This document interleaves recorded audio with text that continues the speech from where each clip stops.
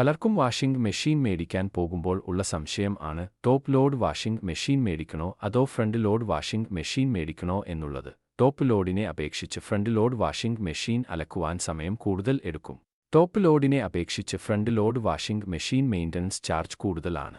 എന്നാൽ തുണികളുടെ വാഷിംഗ് നിലവാരം ടോപ്പ് ലോഡിനെ അപേക്ഷിച്ച് ഫ്രണ്ട് ലോഡ് വാഷിംഗ് മെഷീൻ കൂടുതലാണ്.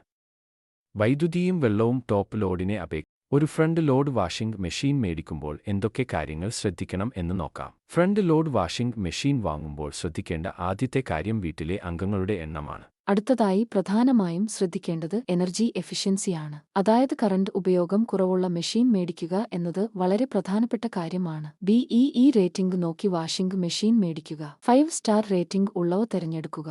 ടോപ്പ് ലോഡ് വാഷിംഗ് മെഷീൻ മേടിക്കണോ ഫ്രണ്ട് ലോഡ് വാഷിംഗ് മെഷീൻ മേടിക്കണോ എന്നതിനെക്കുറിച്ചുള്ള മുഴുവൻ വിവരവും ഈ വീഡിയോയിൽ ഉൾക്കൊള്ളിക്കുവാൻ സാധിക്കുന്നില്ല.